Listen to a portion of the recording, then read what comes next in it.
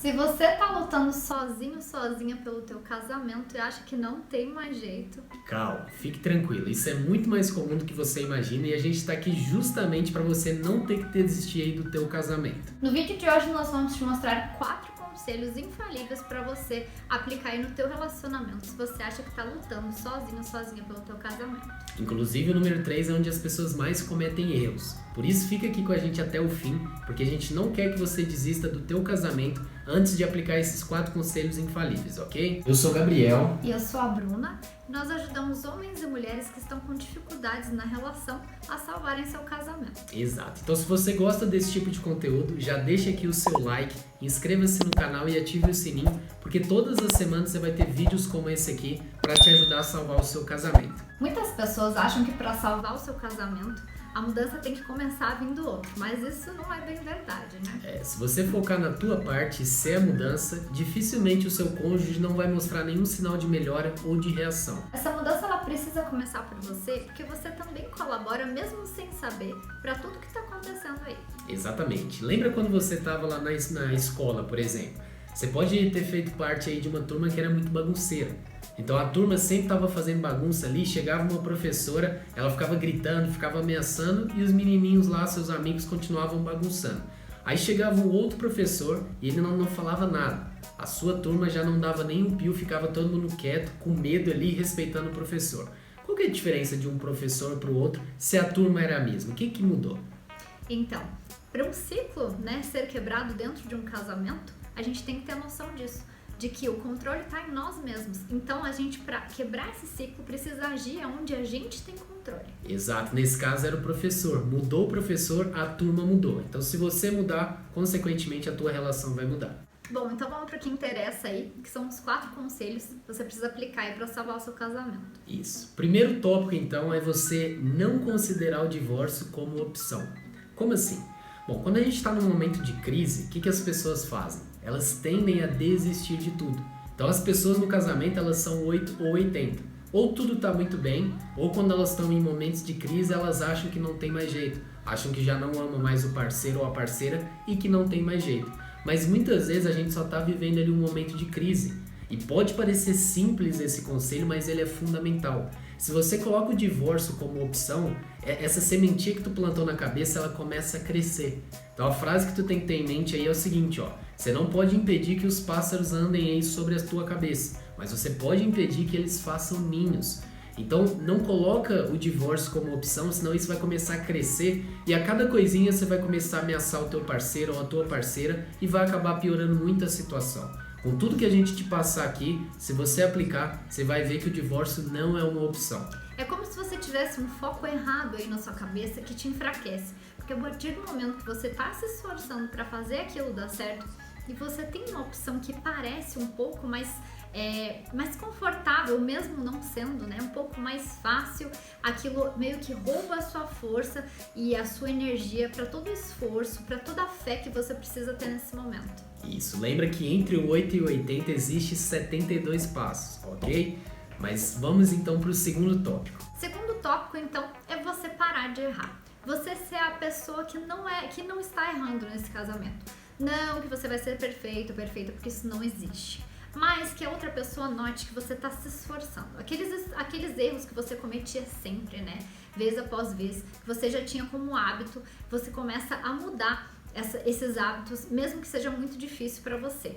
Por quê? Porque aí você começa a ter legalidade diante do teu parceiro ou da tua parceira e legalidade diante de Deus. Isso te dá moral interna, sabe? Te dá uma força e também te dá uma sensação de você poder reivindicar alguma coisa, sabe? Quando você for conversar com o seu parceiro ou com a sua parceira, você já tem aquela carga, você já tem o que reivindicar, porque você já tá fazendo a tua parte. Exato, só lembra que essa mudança ela tem que ser genuína. Você tem que parar de errar primeiro por você. Você não vai usar isso para ameaçar o outro, tentar controlar ele, tentar ameaçar. Não é isso, tá? É você parar de errar, porque quando você fizer isso, primeiro você vai melhorar a si mesmo e depois vai ficar muito claro pro outro. Todos nós temos defeitos. Tanto você quanto o seu cônjuge tem falhas e tá errando nesse casamento. Só que desde a infância a gente foi acostumado a olhar para fora, a olhar para o outro, a apontar o dedo, a julgar, a não conseguir ver os nossos defeitos. Então você vai se focar nos seus.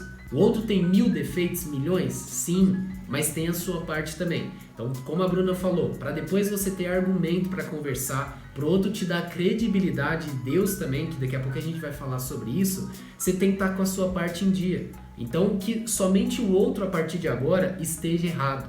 É óbvio que você não vai ser perfeito, como a Bruna falou, mas você vai fazer ao máximo para você parar de errar na relação.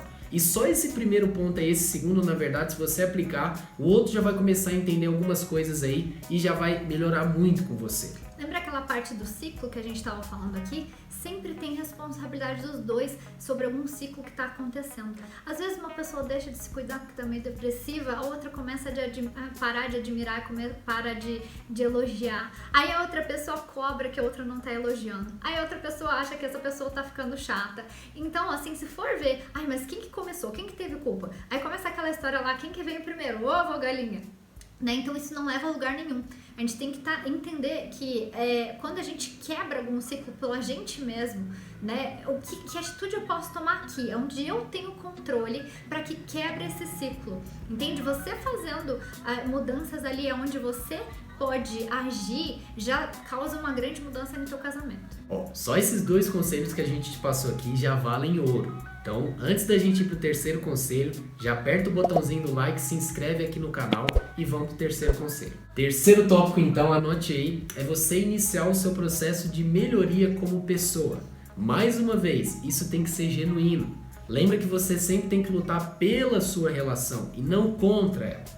Então, provavelmente aí no casamento, normalmente, na verdade, as pessoas elas se acomodam muito. Isso é natural. As pessoas elas deixam ali de cuidar da saúde, às vezes no momento de crise, elas deixam de investir na carreira delas, investirem no autoconhecimento. Então você pode estar nesse ponto. E você iniciando esse processo de melhora de forma genuína, você vai causar um sentimento no outro que não pode ser intencional, mas é uma consequência. O outro vai sentir que se ele não melhorar também, ele vai ficar para trás. Às vezes ativa também um medo da perda ali nele. Lembra que isso não pode ser uma chantagem, você não pode querer provocar isso. Mas é um efeito colateral. Você tem que melhorar como pessoa porque você quer melhorar como pessoa. Então o teu foco tem que ser esse. Se você começar a querer fazer ciúminho no outro, sair com as tuas amigas ali pra balada, você e seus amigos aí sair pra balada, isso não vai funcionar. Você só vai deixar o outro inseguro, você só vai gerar mais chateação e isso não vai ajudar e não vai contribuir em nada pra tua relação. Aqui exige maturidade, onde você olha, eu vou melhorar como pessoa porque aí eu vou estar melhorando a minha relação. Eu vou contribuir para ela. Agora, se você se despenca aí, vai ladeira abaixo aí, colocando insegurança no outro, isso só vai piorar e não vai ajudar em nada. E o outro sente a sua intenção por trás das coisas. A gente não precisa nem entender muito de ciência comportamental pra gente sentir o movimento que o outro está fazendo. Se você percebe que o seu cônjuge aí está se transformando numa pessoa incrível, né, está investindo mais em si, está andando, né, você começa, eu preciso ir junto, eu não quero perder essa pessoa. Agora, e você nota que essa pessoa, ela quer que a relação dê certo. Então você quer ir junto. Agora, se você começa a fazer movimentos para deixar o outro inseguro, sabe? Para causar uma aproximação por insegurança, você pode até conseguir essa aproximação num primeiro momento. Só que isso aí vai trazer muito prejuízo pra tua relação. Aquela pessoa, ela vai querer fazer o mesmo com você. Então ela vai começar a querer te causar insegurança, te causar ciúmes, porque ela entendeu que esse movimento é o que você tá fazendo pra aproximá-la, né? E ela entendeu que ela se sentiu ameaçada, entendeu? Então não é o negócio você deixar a pessoa ameaçada, e sim ela admirar você. Exato. Lembra que tem que ser genuíno e sempre tem que pensar no longo prazo. Quando a gente pensa no curto prazo, às vezes a gente não toma as melhores decisões. Então, mais uma vez, para ficar bem claro, você tem que lutar pela sua relação e não contra ela. Quarto tópico, então, a sua base vem de Deus. Por que a gente está falando isso aqui? Porque para conseguir fazer esse primeiro, segundo, terceiro tópico que a gente passou aqui para vocês precisam ter força, vocês precisam ter energia, vocês precisam ter fé, perseverança, vocês precisam ter paz, porque se vocês deixam a ansiedade tomar conta, vocês já não conseguem. E a tua alegria, a tua segurança, a tua paz, ela tem que vir de Deus. Se você depende do seu cônjuge para que você tenha todas essas coisas dentro de você, você se lasca. Porque no momento que você tá precisando de força, onde você precisa ali segurar a barra um pouco, sabe? Olhar um pouco mais para si. Aí tá aquela carência enorme, você dependendo do outro, ou às vezes aquela ansiedade, ai meu Deus, o que ele tá pensando, ou já atropela os pés pelas mãos, ou ainda você intencionou parar de ficar cobrando muito e se comunicar de uma forma melhor, mas aquela ansiedade toma conta, você já começa a gritar, você já começa a cobrar, né? Você já se torna aquela pessoa que estava cometendo aqueles mesmos erros de antes. Então você precisa que a sua base, esses sentimentos, a tua estrutura mesmo, ela venha de Deus, para que você tenha essa base, essa estrutura para você conseguir aplicar essas coisas na tua vida, senão você não vai conseguir.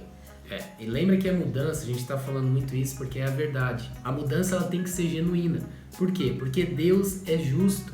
Lembra daquele versículo que diz o seguinte: a quem tem, mais será dado, e aquele que não tem, até o pouco que tem, lhe será tirado. Então você pode colocar qualquer palavra aí entre essa frase. Por exemplo, a quem tem amor, mais será dado. Então quanto mais você contribuir para a sua relação, para a sua melhoria, na matemática perfeita de Deus, mais você vai receber isso. Entendeu? A gente sabe que no momento de crise é desafiante, às vezes o outro está sendo agressivo, às vezes está sendo injusto, às vezes chutou o pau da barraca, sim, mas você tem que ser a mudança. Lembra, a mudança tem que acontecer de algum lugar e você só tem controle sobre você.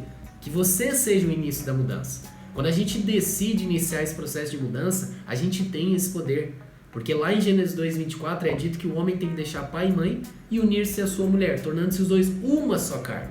Se é uma só carne, se o seu braço vai para a esquerda, por exemplo, tem como a tua perna ir para a direita? Não, porque é uma só carne. Então se você jogar o seu relacionamento para esse lado, o teu marido ou a tua esposa vai começar a acompanhar esse movimento. Se Deus estiver nessa história, porque Deus nos honra. Quando a gente está servindo a Deus, seguindo o que Ele quer para a nossa vida, Ele nos ajuda sim, entendeu? Então por isso que a gente fala, maturidade, faça tudo com integridade, de forma genuína, queira parar de errar primeiro por você e pelo bem da tua relação, queira melhorar para melhorar realmente, não queira fazer inveja, se unir no outro, chamar atenção nele, porque senão você está focado no outro e o teu poder pessoal vai para o ralo, entendeu? Então o foco aqui sempre em primeiro lugar é você.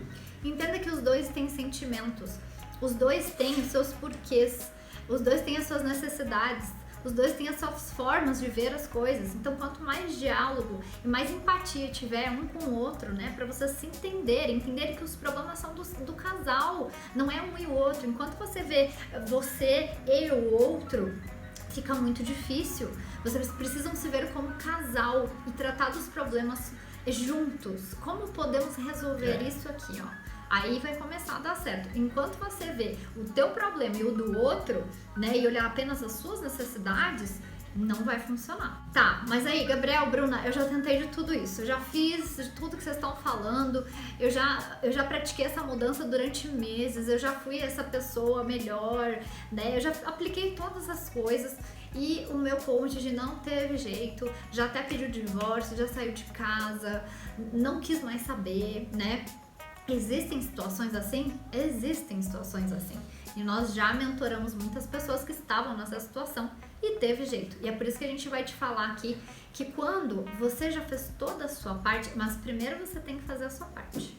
Porque antes disso não tem como você reivindicar, né, que Deus faça, por exemplo, um milagre se você tá ali gritando com a sua parceira, com o seu parceiro, se você tá ali desrespeitando o seu parceiro ou sua parceira, se você tá ali cometendo os mesmos erros todos os dias, mas Deus não ajuda meu casamento. Não, primeiro você tem que se concentrar na sua mudança, na sua parte. A partir disso, chegou nesse ponto, não tem mais jeito. Meu Deus, já fiz tudo, já fiz toda a minha parte, eu realmente tô com a minha consciência limpa sobre isso. Aí você vai recorrer a Deus, você vai recorrer a realmente um milagre. E eles acontecem.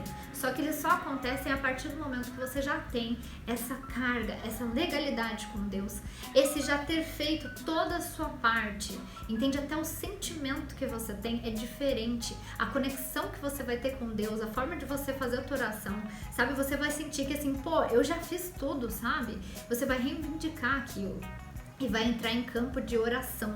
Isso sim tem muito poder, a gente já viu muitos mentorados nossos conseguindo recuperar aí a relação, mesmo depois de ter aplicado tudo isso através da oração. Lembra que Deus, ele te dá o cabelo, mas quem tem que pentear é você. Deus nos deu os alimentos, mas quem tem que cozinhar é a gente. Então tem a nossa parte, como a Bruna falou, e tem a parte de Deus. Se a gente não faz a nossa parte, não é Deus que vai fazer a nossa parte. Muitas vezes Deus nos chama no deserto, pro deserto, assim como chamou Jesus, para a gente se lapidar, para a gente se melhorar como pessoa. Às vezes a crise do teu casamento não tem nada a ver com o teu casamento. Às vezes Deus quer trabalhar um aspecto em você ou no teu cônjuge, isso a gente nunca vai saber. Mas pode ter certeza que por trás de toda crise tem uma oportunidade e um propósito de Deus. Então, quanto mais você conversar com Deus, mais tiver comunhão com Ele, mais tiver essa consciência espiritual, focar em ser melhor, em se colocar de joelhos perante a Deus mesmo, mais Ele vai te trazer recurso, mais Ele vai te trazer discernimento, entendimento do porquê que você está passando por isso. E melhor, como é que você pode superar isso. Ok? Então, esses 4 conselhos que a gente deu, pode ver que só depende de você. Ah, mas e se não der certo? Tá... Cara, foca primeiro em fazer, foca em você. Se você aplicar esses 4 conselhos aqui, você já vai melhorar muita coisa. E não é só pela tua relação. Às vezes, melhora pra você, como a gente falou. Às vezes tu tá acomodado, às vezes você deixou de investir no que você realmente gosta, a vida foi andando. Então isso aqui é primeiro um processo de transformação pessoal. A restauração do teu casamento, a salvação do teu casamento, começa primeiro com a sua transformação. Isso você tem que ter muito claro, ok? Bom, então esses foram os 4 conselhos que trouxemos para vocês aqui hoje, para que vocês possam aplicar aí no relacionamento de vocês e comecem aí uma transformação no casamento de vocês. Exato. Então a gente espera que esse vídeo tenha ajudado vocês aí, tá? Tenha dado uma luz. E você provavelmente aí já deu seu like, né? A gente sabe que você curtiu esse vídeo. Se você chegou até aqui, com certeza você já deixou o seu like. Mas tem algumas pessoas, às vezes alguns familiares, alguns amigos seus, que não sabem essa informação. Então o que a gente pede aqui é que você compartilhe esse vídeo. Compartilhe esse vídeo porque o que está aqui, o que a gente passou aqui, às vezes pode salvar um casamento, às vezes pode salvar uma família com um simples vídeo como esse. Ok? Então compartilhe com um amigo, com uma amiga e a gente se vê no próximo vídeo. Isso aí, até lá!